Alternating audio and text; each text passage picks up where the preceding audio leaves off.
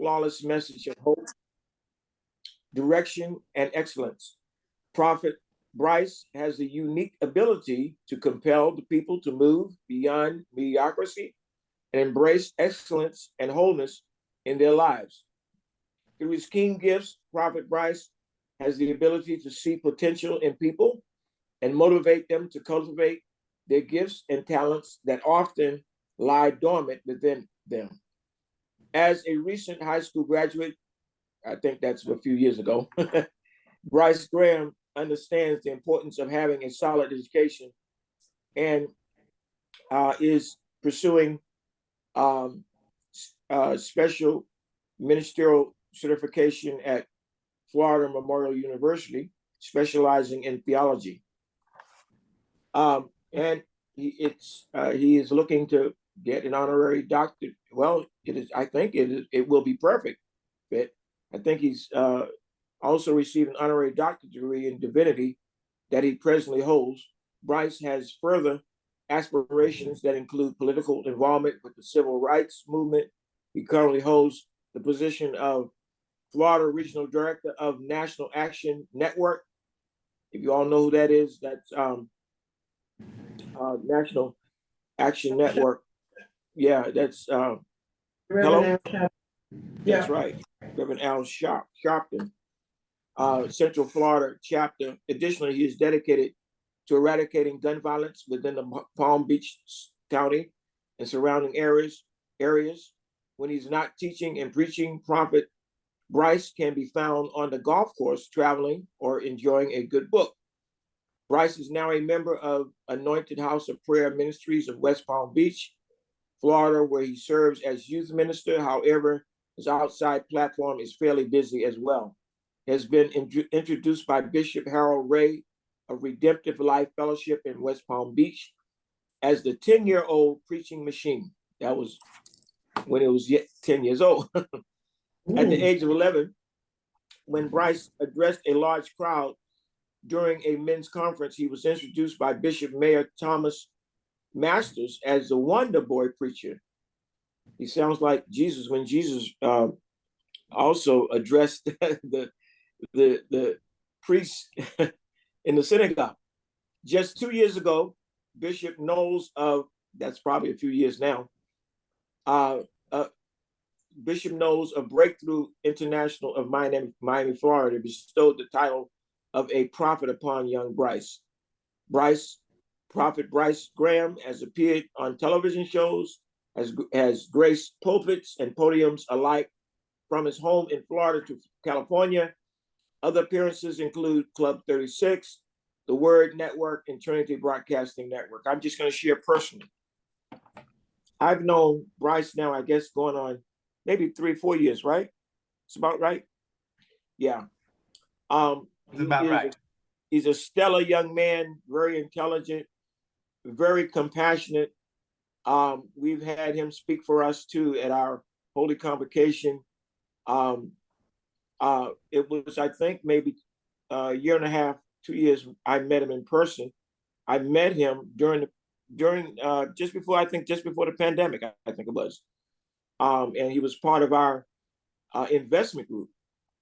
I certainly would recommend and support him. I'm considered, I guess, his spiritual advisor too, as well. So not only am I a spiritual advisor to the Native for Black Lives Matter in Massachusetts, I'm also the spiritual advisor as well, I guess, as a maybe financial business advisor to Prophet Bryce Graham in Florida. So I would say welcome again to you, Bryce, and to those that don't know him, we present to you Prophet Bryce Graham.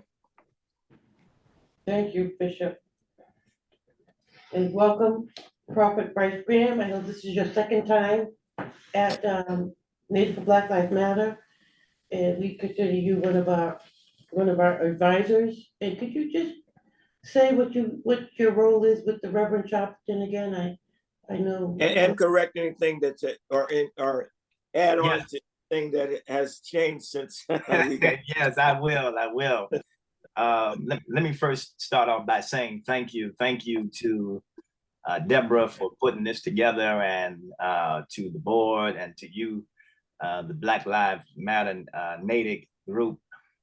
Thank you for being in the fight and in the struggle for justice, freedom, and equality.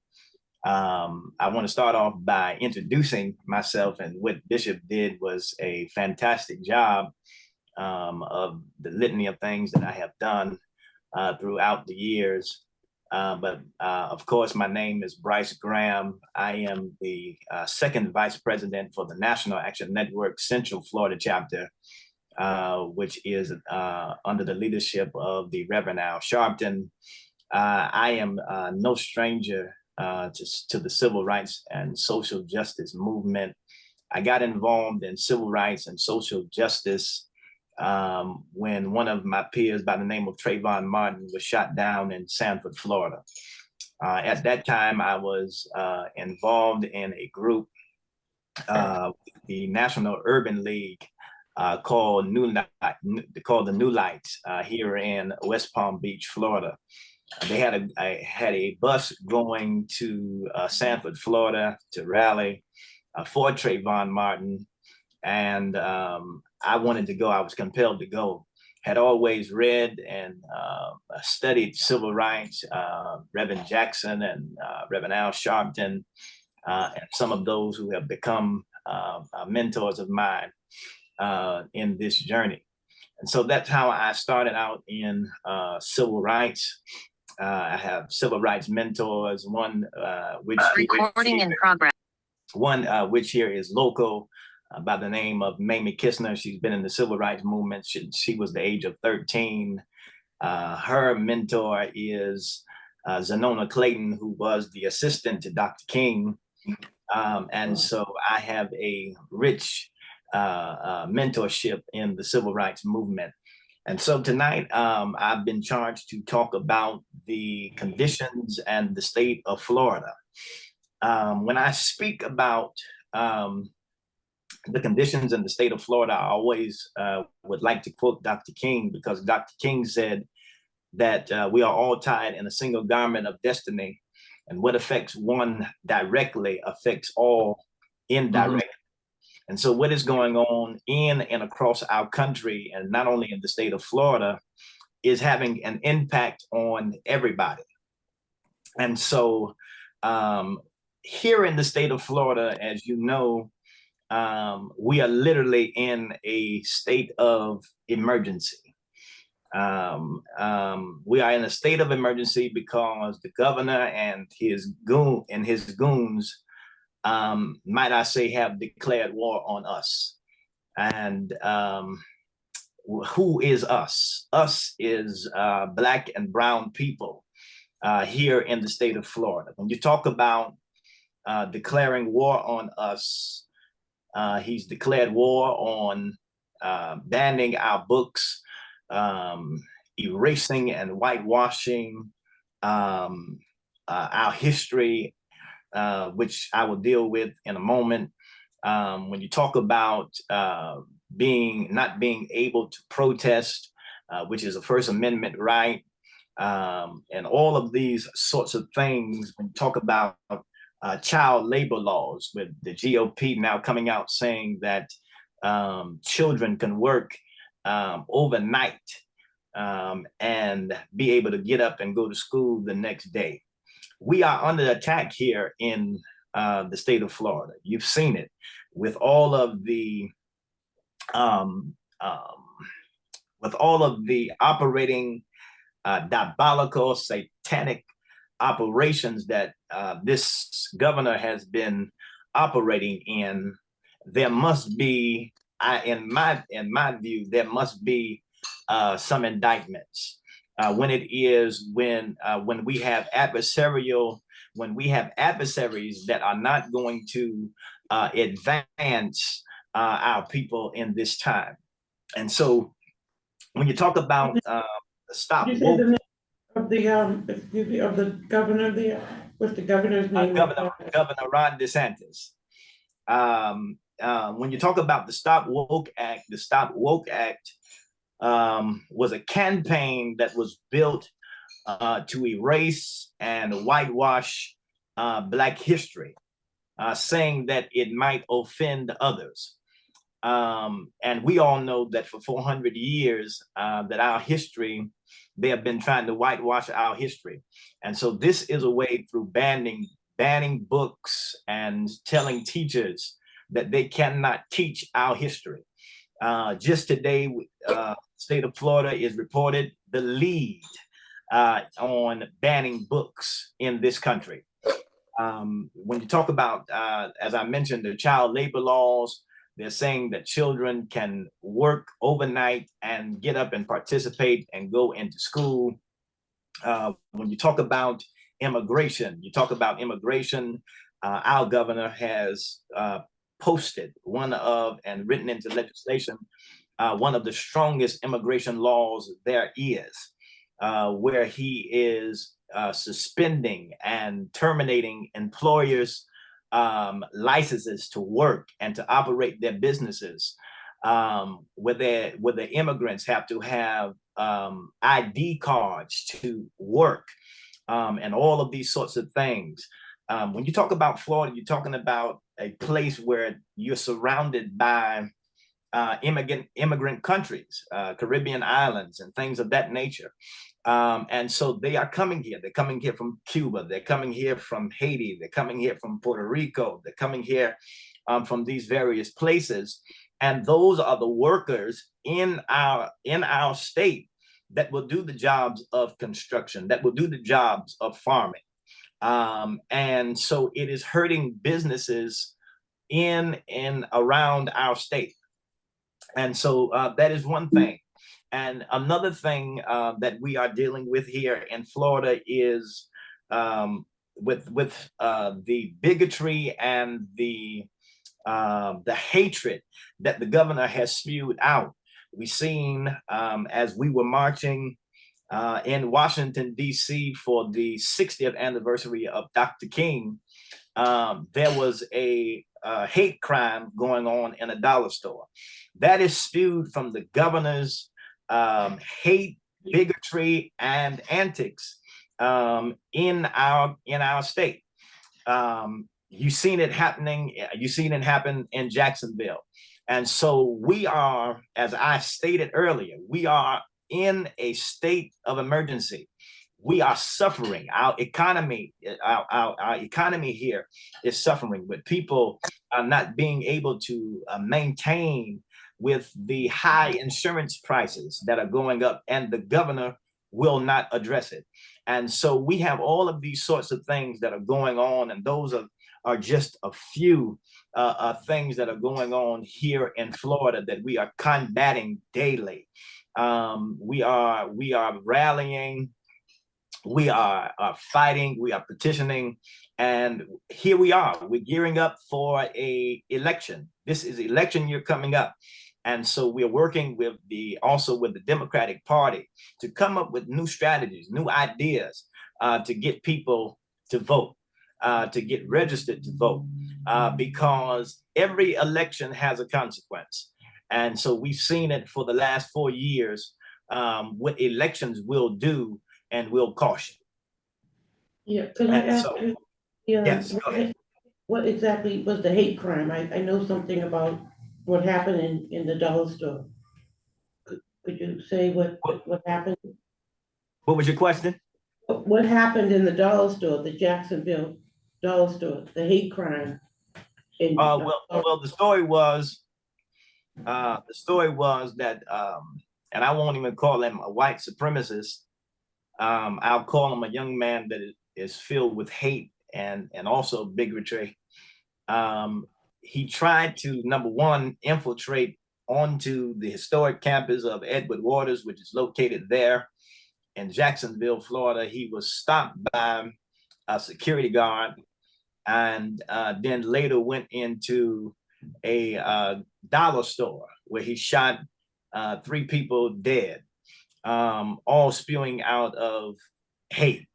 And you can see that this is happening all across the country, and not only here in the state of Florida. They were all black, so he purposely targeted black people. Absolutely. Targeted Black people. Absolutely. And when you said that the governor has started with the immigration, you mean he has the most anti-immigration laws there because he's against immigrants and immigration. Absolutely. Absolutely. He is totally against immigrants in our state. Yeah, and we have Cody Jacobs, who is setting up a welcoming committee organization. He's from Florida as well. It's true. So did you Grew want to up just, outside Tampa. so did you, so Cody is gonna talk about, so there are sanctuary cities in Florida as well, but overall, the government, or the governor is anti-discrimination, anti-immigration, because he's making it harder for immigrants to work by having IDs, and so the economy is suffering because people that usually do those jobs can't get them. Is that what you're saying? That's absolutely correct. We do have a host of sanctuary cities within inside of Florida, but because of the anti-immigration law that has been set in place, it is hard for workers to obtain jobs, to keep jobs, and those things of that nature. So businesses are suffering as a result of it, and you know, families are suffering. What do they do when they don't know where to go when their lifestyle has been cut? And so we're dealing with all of those kind of things here in the state of Florida as well. No, I know I'm asking a lot of questions, but could you hear me okay? Yes. I've been studying Florida, and I know that DeSantis is also running for president. And that's problematic, especially if he's putting in, enacting all these anti-woke, state, all these, he's against a lot of Black history, and so, one of the things I wanted to say to you about not being able to congregate, so does that have to do with the Black Lives Matter? Is that something he put in place specifically for Black people, or is it just for everybody, that there's no protesting, you can't protest? Is that a law in Florida that you can't protest there? What is that about? Yeah, it's great. I want to touch on both of the things that you said. When the gubernatorial races were going on, I attended one of the debates that were held in Fort Pierce.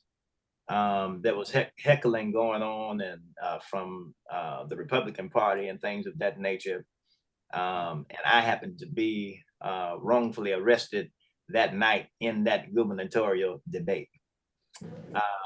That night, the governor was asked, was he going to run for president?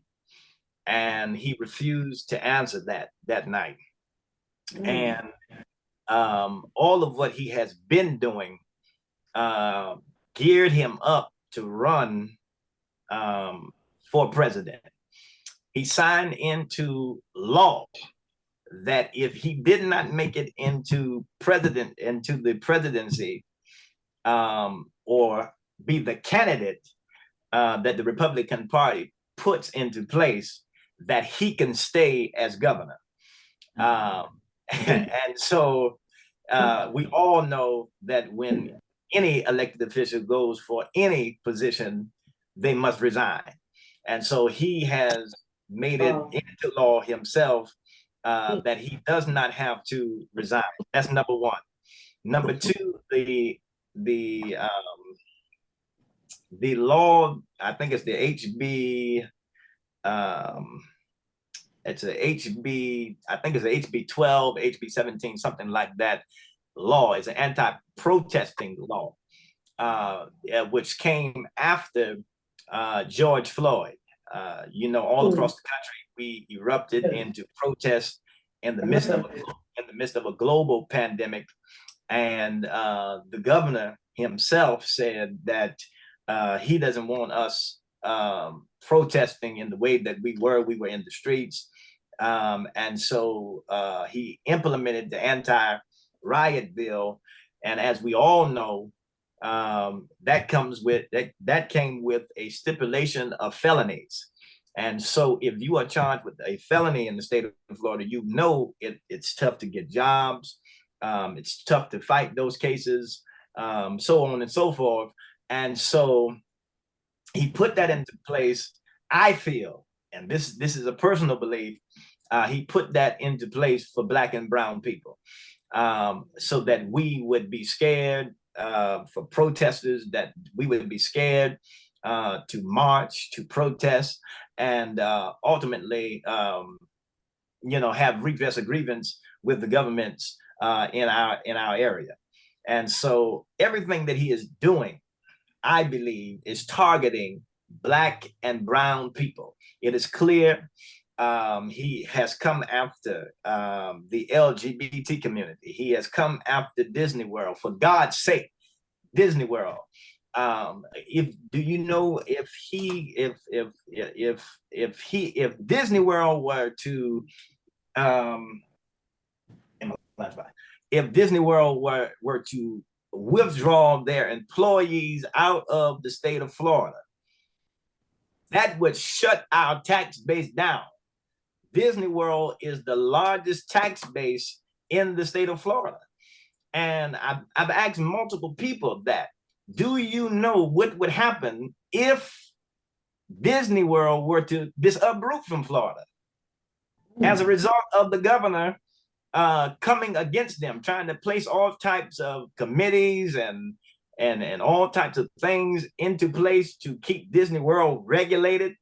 Come on, you're talking about Disney World. Power, money, billions of dollars. And so specifically against Disney. What is it Disney doing against Disney for? Why is he? Because Disney would not support his LGBT his hate against the LGBT community.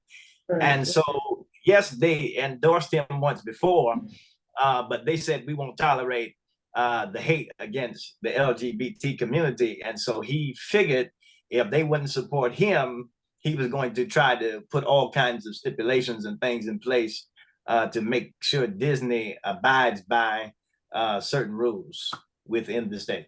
And of course, Disney's fighting back from that. Disney's fighting. So he's fighting with Disney. He's fighting with Black people. He's fighting with LGBT community people. He doesn't want to teach Black history, and he doesn't want to teach AP Black history. And I just want to say, Bryce, that I took AP Black history. I went to Tufts University, and that was my favorite class. That really changed my life. Absolutely. Learning about AP, and if you don't know your history, you're bound to repeat it. That's right. I have a mobile African American Saturday school, and Natick knows I ride around with my books, African American books. I teach a class on African American studies. We're studying songs of Black lives because, just recently, a teacher was she was being taught by he quotes one of his books, Between Both Worlds, and one of the white students said she felt bad because he was teaching, and she felt bad to be white. I mean, all these years we had to learn about slavery. We feel bad being slaves, but they still teaching it, So this whitewashing of American history and Black history in particular, and particularly stemming from Florida. And that's why we invited you here, Frank, because we really know that you're in the hotbed. You're getting it. And what about this NAACP advisory ban for Black Americans not to come to Florida? NAACP. Did you hear about that? Yeah. It's totally different organization set aside from the National Action Network. But I do have affiliations with the NAACP. The NAACP, one of the chapters, launched a no travel advisory for Black Americans across the country, not to travel to the state of Florida. When you talk about tourism in the state of Florida, you're talking about billions of dollars. And in my opinion, I believe that the travel ban alert that the NAACP put out was not organized correctly, and so it fell apart. When you're talking about no travel to the state of Florida, it is impossible. We have the best beaches. We have some of the best attractions in the state of Florida. And so only for Black people, that makes no sense, right? right. Right. And so I believe it just fell apart. And if you're going to do something like that, it has to be more organized. And so I believe we're going to have to have another tactic in the state of Florida to let them know that we mean business. Yeah, I think I have someone from Zoom. Marie, did you want to have a comment? Yeah. Can you hear me, guys? Yes. Yeah. Can you hear me? Okay. Yes. Hi, I'm Marie, Younger Blackburn. I live on Cape Cod. I have a question. I was wondering, what is the pushback? Has any of these bills and laws been challenged? Have they been challenged locally or brought to the Supreme Court level? What is the pushback on all this? Yes, we have pushed back, but the thing is, here in the state of Florida, the House and the Senate is stacked with Republicans, and so even with our pushback, the pushback will go nowhere. And so that's why I said in this upcoming election, we are assisting the Democratic Party to try and get more elected officials to Tallahassee, because we have no voice in Tallahassee right now. And so we can push back, we can scream, we can, file lawsuits for the legislation, but it will not go anywhere because the deck is stacked. That's wrong. Okay. And to that, it is also stacked in the Supreme Court of Florida. You have judges that are conservatives that will not agree with certain things, with certain civil rights issues and things of that nature. And so that is what we're up against here in the state. So is it time to go back to some of Martin Luther King's tactics and you have, it's adversely affecting, like you said, LGBTQ, Black, immigrants, to shut down the economy, to, I know he says no protest, but to do walkouts in terms of work, something that they'll hear. Yes, but I believe those times are over. When we talk about when this couple of weeks ago, you seen neo-Nazis marching in Florida. I believe that the times of protest, as in walkouts and things like that, are over. We've got to do something more dramatic in this sense and in this climate that we are in. I'm not saying that we are to loot. I'm not saying that we are to riot. But Dr. King said that riots are the language of the unheard. And so when you see those types of things happening in and around America, as you have seen, it is because we are not being heard. You talked about the economics of it. I believe when you hit them where it hurts in their pockets, then they'll hear you. And that's what I said. So I believe that is a strategy. But do we have organized groups to make that happen? Because we can't go without groceries. We can't go without gas. We can't go without certain things. And so what is the strategy when we talk about pulling our monies from these corporations and things of this nature so that they can hear us, I don't know what it looks like. So is there an organization that we could plug into? I mean, what is Rev Al Sharpton's organization? Or something to that, because we're just a small grassroots organization here in Natick. And Um, you there, know, there are many organizations that you can plug into to stay connected with what is going on. One up and coming organization that I support with my dear friend Tamika Mallory, who is now in Kentucky, making sure that that Daniel Cameron does not become the governor. They founded an organization after Breonna Taylor died, which is the name Until Freedom. Of course, you have the National Action Network, you have the NAACP, you have the ACLU organization, you have the National Urban League, all of these organizations, tons of organizations that you could get involved with and be updated about what is going on socially and economically in this climate and racially and all of those things. And so there are many, many, many organizations. Those are just some to name a few. But we've got to get engaged politically. We have got to get engaged politically. We've got to work with politicians. We got to work with those who are trying to run. That's everywhere. And as I am telling them in the state of Florida, we are in a do or die situation.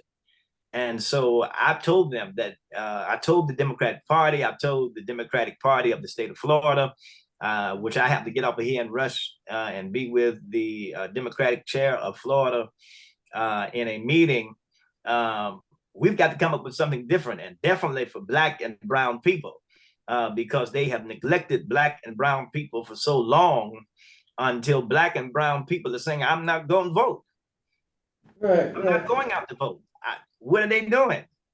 And well, so is this is what we are. This is the state that we are in. Ron DeSantis also election Yeah, denier? yeah, Is he an I election have denier? something that I want to Go ask ahead. Brian. ahead. You really did, I think, frame and convey to us the dilemma and the, I would say, very urgent situation in Florida based on a political movement down there led by DeSantis.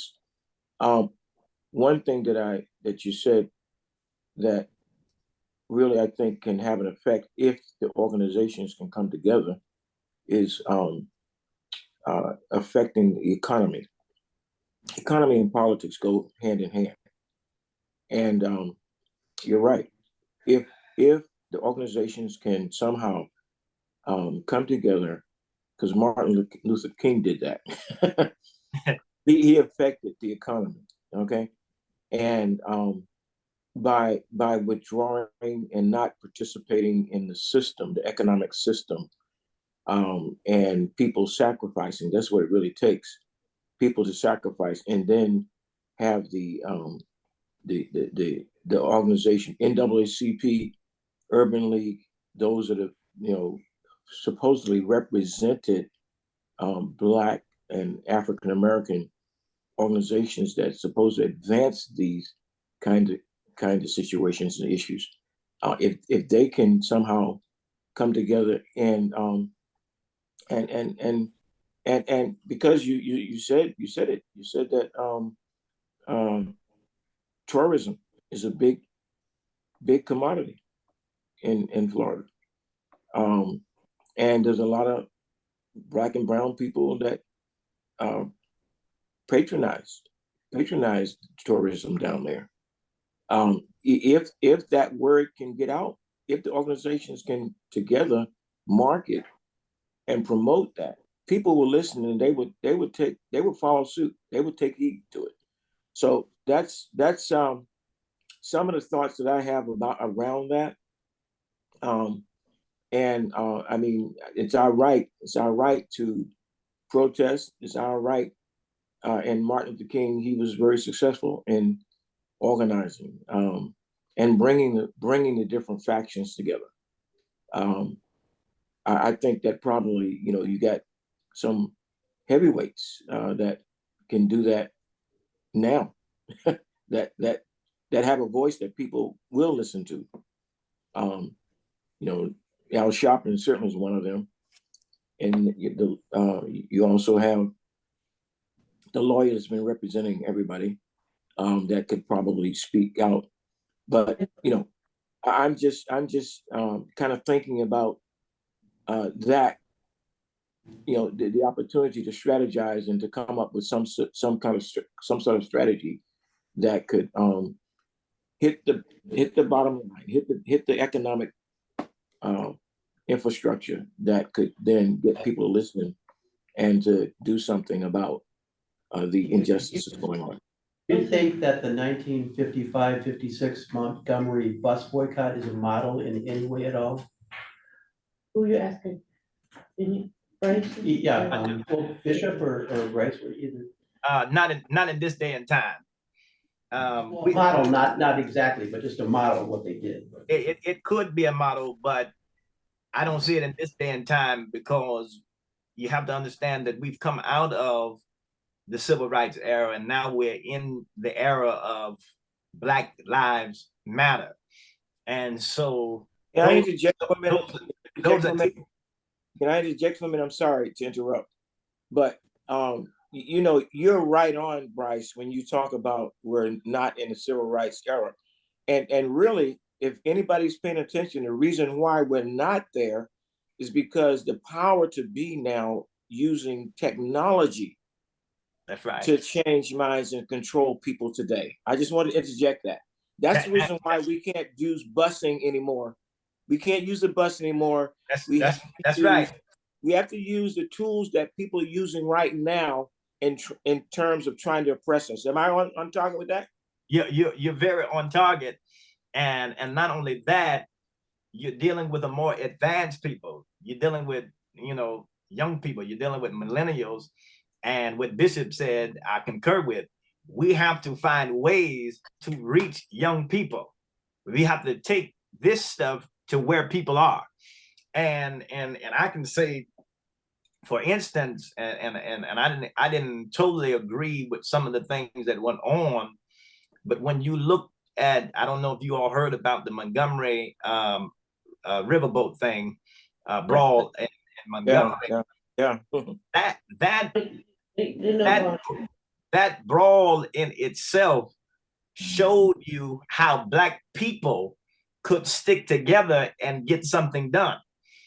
You had people swimming in rivers and coming to help and coming to the aid of a Black man who was being attacked for doing his job. It was a symbol of the unity and power of Black people, and not only Black people, but our counterparts. Our counterparts were assisting. And so I think each one helps one in this time. We're all in this together. We're all in the struggle together.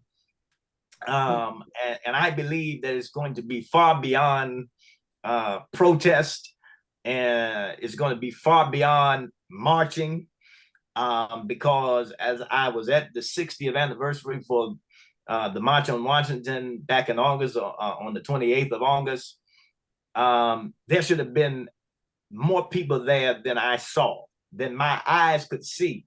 There should have been more people there. And so I believe that the era of marching is over. Wow. Well, thank you, Bryce. I appreciate it. And now we're going to let you go to your meeting. Thank you. It's recorded, and please come back, because we have the election coming up. I know that DeSantis doesn't even believe that the last election was legitimate. So you got a lot of people that are, I don't know if they're in la la land in this country. And we have to, you know, stand on the truth, because the truth will set us free. And like you said, we're all in this together, because you know, all of us are fighting this together. So Cody, is gonna take on, you're Yeah. next. Yeah, for sure. Yeah. And, so- Bryce. Good, thank you, Bryce. Thank Really you. appreciate it. Yeah, keep on doing great job you're doing. Yeah. Thank you. All right. And in the words of my mentor, Reverend Jackson, keep hope alive. All right. Thank you. All right. Thank we you. will. Appreciate it. That was inspirational. It was inspirational. Is there a place I can plug this in for my presentation? Do you Can I do it wanna, on your computer do you or? wanna take this chair here? Sure, I Do can. it, do your Yeah, thing, we right? can. Yeah, we can switch. Okay, we're Switch it gonna up here. switch. And I'm gonna take on, Cody's gonna take All right. his turn. All right. I'll be right here. I just want to, use You can this. sit right, you can sit right there, and All I'll right. sit here. Thank you. Now, get me some water. I Anybody just else have a want very water? brief PowerPoint to illustrate something I'm going to talk about. Okay, take it on, good. It's all yours. I'm good. Thank you.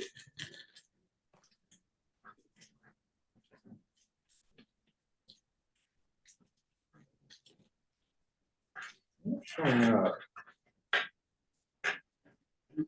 On there. Is it, Cody's at OneDrive in the top there? No, that's like a cloud thing. Oh. If you click on There, I think devices, I got it. Yeah, you I got got it. it now. I think I didn't have it. I didn't have it all the way there. Okay, here we go.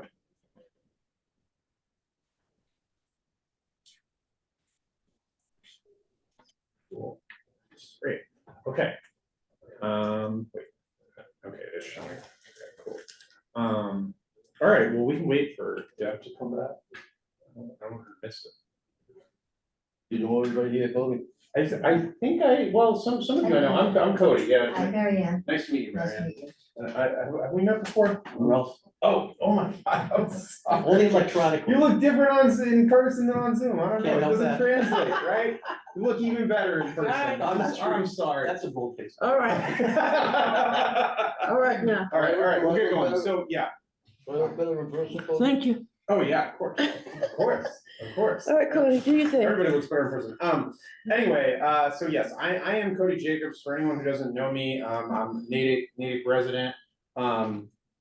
And I am, among other things, I'm working with a group of Natick residents on trying to get the town to adopt a welcoming immigration policy in Natick. I'm really excited about it, and I think, in a way, it dovetails well with the things that Minister Graham, is that his title, Minister? Yeah, the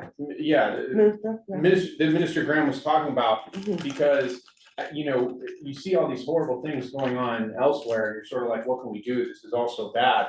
But here in Natick, we have some opportunities to take a stand and do the affirmative right thing. And so this is one of those, which is with this immigration policy. So I want to talk about that a little bit. So just a little bit of background. So the Natick Immigration Policy Coalition is a group of Natick residents. I'm speaking today, but there's many of us who are all working together. From many different backgrounds, but we all have this idea in common that we want Natick to become a more welcoming place for everyone. And Deb's been involved with us pretty much since the beginning as well.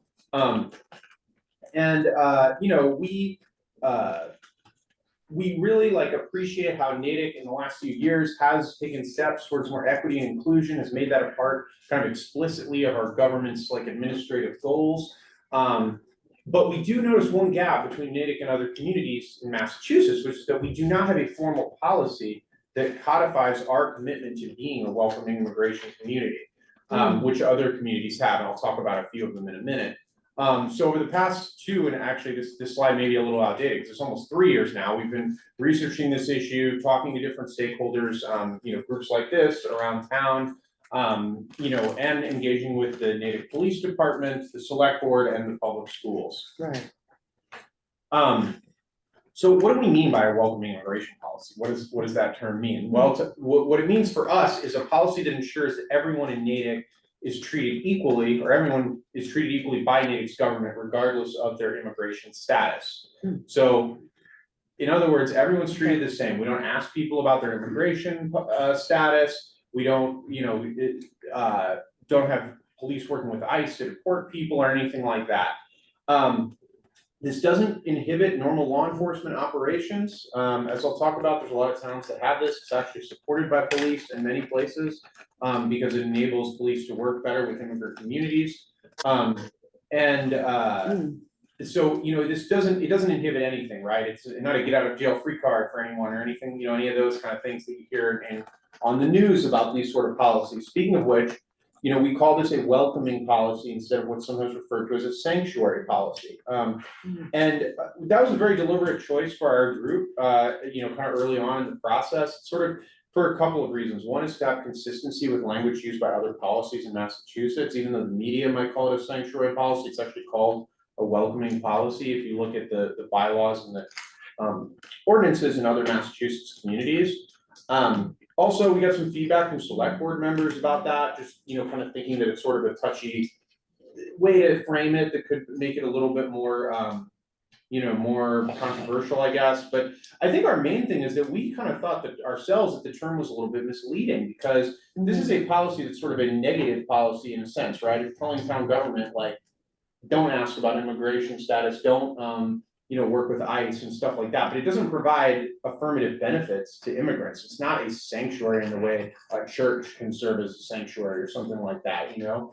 And so we didn't want to be misleading either to the community that we're trying to help, right? By saying like, oh yeah, this is a sanctuary city, meaning like we can provide all this stuff to you when that's not really what this policy does. So that's why we call it a welcoming immigration policy. And just to, you know, set the scene in Massachusetts, because I think a lot of people hear, oh, Massachusetts, of course, like we are already a sanctuary state, right? We already have all these protections for non-citizens. And it's true, there are many protections for immigrants in Massachusetts, but there are gaps. So Massachusetts law does prohibit police from detaining suspects in jail just because ICE asks them to, beyond when a person is scheduled to be released from jail. That's prohibited statewide by Massachusetts law.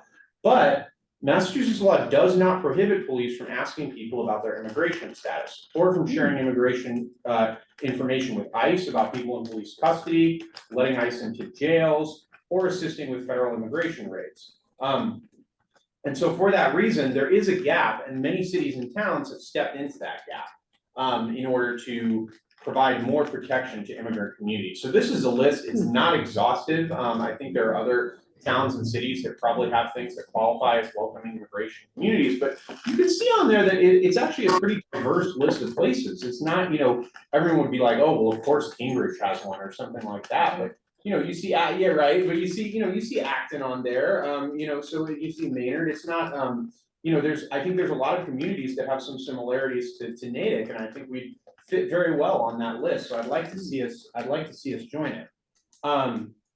So I know I'm going through this quickly, and it's because I want to allow a lot of time for questions and feedback from you guys.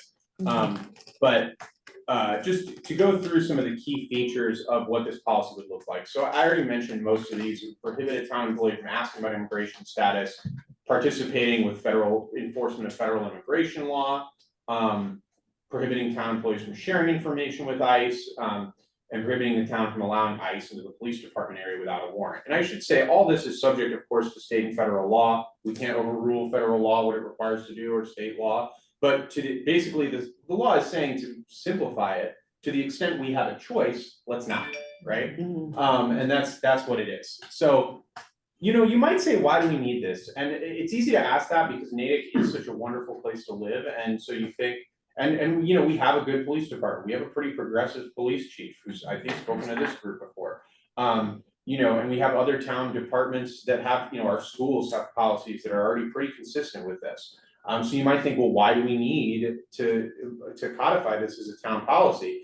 But I think it's really important for a number of reasons. One, it's sending a message to say, hey, we're on that list to people in our community who may be undocumented or maybe in transitional immigration statuses.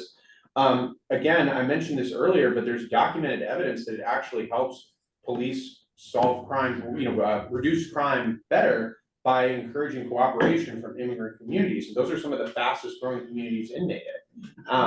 And finally, it ensures that these practices continue into the future, regardless of changes in people, leadership, whoever is running the police department in the future, whatever the case may be, that this policy will be in place. So that's why I think we need to codify this as an actual policy.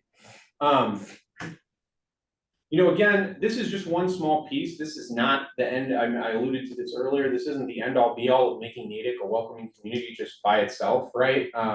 But there are people who live and work in Natick right now who are undocumented. People may not realize it, but there are. We've through our work, like we've heard stories from people, and we know that there's this is a need that's out there. So I think it's really important. How would this happen in Natick?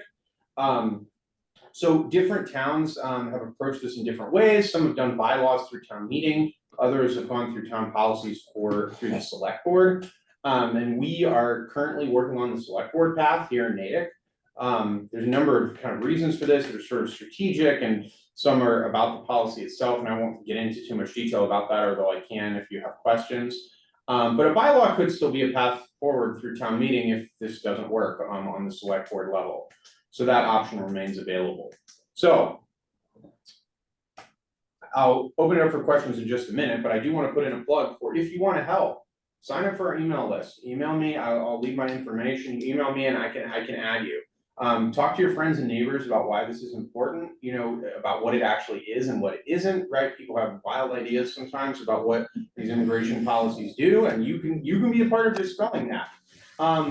And talk to, you know, your elected officials, your select board members, your town meeting members, let them know, you know, what you think about this, because I think it needs to be, there's a whole lot going on, as we all know, we hear about everything, but this needs to be one of those priorities. But the other thing you can do is provide feedback. I mean, one of the reasons I'm here is to listen. I can't speak for the group as a whole, I can just speak for me, but I can hear what you say and I can take it back to the group as a whole and go from there. So with that, I know I just went like a mile a minute, but I really wanted to make sure, because I really have to leave at 6:30, so I want to make sure that I leave a bunch of time for folks to ask questions and provide feedback if they have it. So go ahead.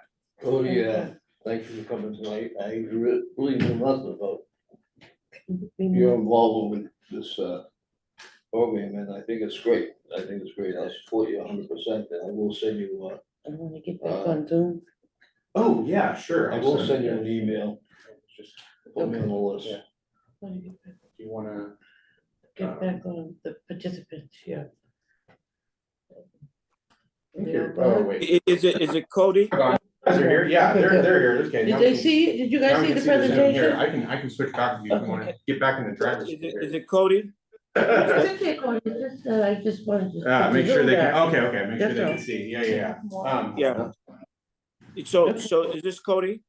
Yes. Are you still asking your question? Yeah. Cody. Paul was- So was Paul done? I'm sorry. Paul wasn't finished, I'm sorry. Go ahead, Paul. Excuse me, Maria. Go, sorry, Paul. Yeah, so I'm glad you came here tonight and talked about this project, because I knew nothing about it, to be honest with you. You're involved and so forth, and I'll be honest with you, you're up and coming, and I respect what you do and what you stand for, and I totally embrace what you're doing right now with this project, and I'd like to come on board with you and help whatever way I can. And I am a town employee, Reverend. I work for veterans in the town and community service department, so I am a town employee. I have a lot of people at my fingertips, as Cody knows. Yeah. I'm growing an audience. In town, You do. I've seen it. and I'd like to become involved in this. I don't know how you feel about this, Reverend, but I think it's great. And the time kind of dictate this right now, the way that America's going now. We heard them talking about Ron DeSantis in Florida and immigration policies he's trying to put in place. We need some in the cities and towns. I know about their involvement. Cities and towns on that list, but I didn't realize it was so few. Yeah, I mean, like I said, it's not an exhaustive list. There's probably a few more, but it's not as many as you think. So Well, let's add one. Yeah, so Let's join the list. absolutely, we'll be in touch, because definitely. we Okay, could- on we the could absolutely email use list. your help. Yeah. So Bishop, did you want to go say something? Yeah. You shared a lot of great information. I really appreciate you sharing. But I think I might have missed your particular goals and what your outcomes are. You consider yourself an advocacy group primarily, are you trying to change any kind or advance any kind of laws or anything like that, or put some teeth in some of the ordinances that might be out there? Yes, absolutely. Yes. So we are an advocacy group, and our goal is to get a policy enacted in Natick. So it would be a vote by our select board would adopt a policy for the town that says that town employees cannot ask people about their immigration status. They cannot cooperate. They cannot work with ICE to deport people. So it would be a real policy that would have, as you said, real, it would really have real teeth to do something. So that's what we're going for. It hasn't happened yet. We are trying to get that to happen. So I guess my question is, if you get the council, if you get to support it, is there any legal bill or policy that you're looking to enforce around those kinds of goals? Yes, so if the select board passes it, it's law. I mean, that would be the policy of the town. The select board has the power under our system of government to set town policy that applies to town employees. And so if the select board enacts a policy on this, which again, some of the other towns on that list use the same route for this, it would have the force of law, and it would be a law essentially in our town. So Good, yes. good. Done? I'm gonna go quick because I know you have a hard stop. Yeah. I've got a couple questions, just brief about the Yeah. process. What is a time frame? First of all, I think this is wonderful. It's the second time I've heard it. It gets better.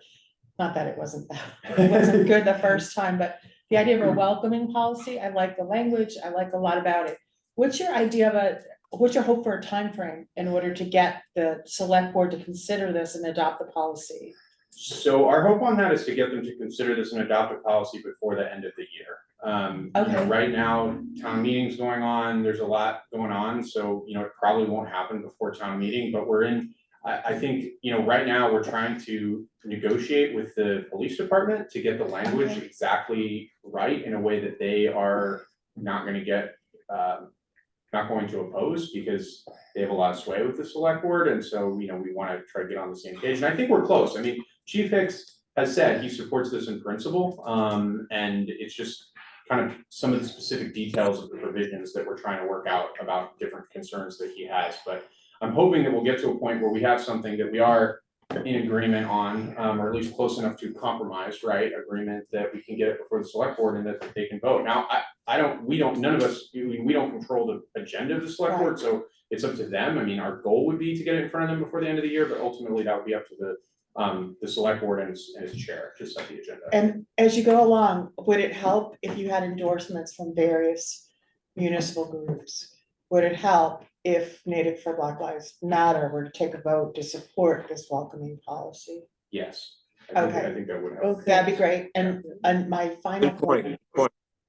Good point. My final point is, since the last time I heard this, I understand that some of the housing places in town have received directives from the federal government that migrants, however you want to call them, are to be given first priority for housing. And this means that in a place like Sherwood, apartments that has a 3-year waiting list, veterans go to the bottom of the list. And there are people that are upset about that. And I don't like that people are I think the danger in all of this is to allow the system to pit people against people, right? I mean, then it becomes kind of evil. So I just wondered if you had any thoughts about that? That's so true, and I wanna piggyback on that. Oh, I'm sorry, Paul. I'm very sorry to interrupt everyone. I have to go to another meeting at the senior center. I have to lock the door, so it'll lock, it's the last person out, and just make sure it clicks. Sometimes the latch doesn't click, but stay as long as you want, bathroom's open. Okay, Thank you for your help. Thank you. Yeah, so that's right, Donna, that there's often times where immigrants or migrants are given preferential treatment over like black and browns or that are already here. So we want to be careful that you don't set people against each other. A lot of the immigrants right now are Black. I was just gonna That's say right. that, I was That's gonna right. add that, yeah. They're I'm talking from about Haiti. I'm talking about non-immigrant Black people. Yeah, no, that's, and then it's a fair point, I think, you know, the idea, but so that's is what good, Donna's that's- saying, that like migrant, right, like. I have a That's- friend that that's lives in that already- housing who brought that up to me, who's Yeah. upset about the veterans. So my response to her was like, these immigrants have nowhere to live. I mean, that's why they're first priority, But but that's- do I say something else? I mean, is there something else? There's some other response so that we can avoid having people pitted against Right. each other. And it might be that Black Lives Matter could add an addendum or some type of, something to your. You your shouldn't, work did you say policy. veterans? Yeah, I have a bad hearing. There's a lot of opportunities in our veterans communities for housing. mhm, I had a young veteran with less than honorable discharge. Become homeless this morning. This young man has a 6-year-old son with autism, right? mm, I had to try to go through the civilian route to get this young veteran housing. Now, I don't believe in the bad paper stuff at all. Bottom line is, you know, most of the communities I've been dealing with, I was on with 3 housing authorities today. For a wife of a veteran who's got veterans preference, and her husband's in prison.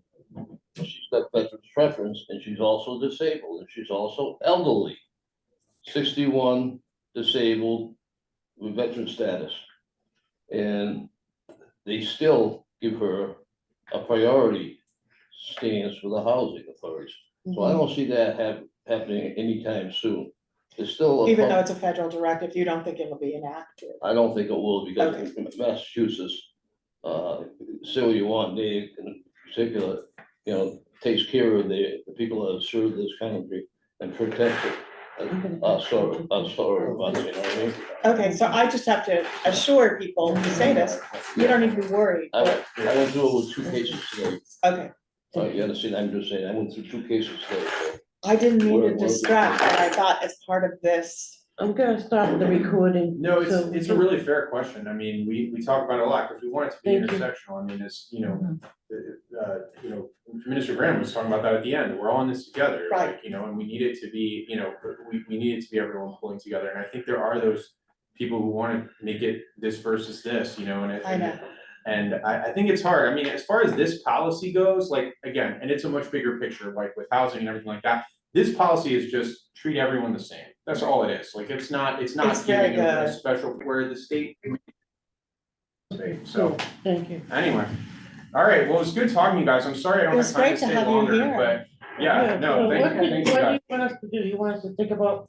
Yeah, just think about it if you want. I don't, like you guys are saying, you don't have to take action today, but I think if you guys like were to, formally endorse it, we could say like, Yeah, League for Black Lives Matter supports this, like right. that. We'll take it under. Yeah, take it under advisement. We're going to congregations for nursing, right? Let us know. Yes, we are. So We're gonna get March- lots of names and Bye, Sal. signatures. Yeah, Oh, March you mean like faith communities? did that. Yeah, Yeah, there's the interfaith. Okay. Ours is gonna probably Oh, definitely, we'll sign up. Yeah, there's Okay, good. the, God, what is that group? No, we were There's- not There you gonna. go. There's an For interfaith. your membership. Oh, thank you. I gotta pay my The membership. Clergy Association, whatever. Yeah. I gotta give you my money. So Bishop, did you want to end with the closing remark? Because we have Although I to- just want to thank Cody for sharing the information and his effort. It's obvious that, he has the heart and compassion to move this agenda. So thank you so much. And I think Donna raised a great point, Paul, too. Then if we can talk about and discuss, how we can help to move this by maybe some sort of written statement or endorsement, that would be great. Awesome, yeah, and I mean, Sure. the lines of communication open, Yeah. because Deb's on all of our Yeah. emails, so she knows what's Well, what's thank you, going on, Cody. so. We No, appreciate thank it. you for I helping. will be shortly. Thank you very Reverend. much. All right, thank you, guys. I can't come tonight, but I hope that goes well. Yeah, thank you, well, we'll see. Okay, Okay, did you want to give a song for Black Lives? Or I only gave a book, but Yeah, You give Cody one of these? I didn't give him one of Give those. me one of these. I don't wanna take all your books, like, Oh, that's not, that's I not. buy the the, books. the membership fee has to go, you gotta make a profit. from the All right, membership. well, we can Okay. always make another donation at some point for you. Cody, we're paying for Thank the you. books. I got it, okay, I'll Thank see you, you guys Cody. later. okay? Thank you, Thank you. bye. All right, Bishop Kelly, we thank you for coming. And unless you have something else to say, we'll talk to you later. I think we could draft, with Donna's help, I guess we can draft some type of amendment to endorse. I'm among friends now. I feel like I'm part of the family of Native. I know, You are, you're part of my family, Bishop. All right, thank you. Bishop. God bless.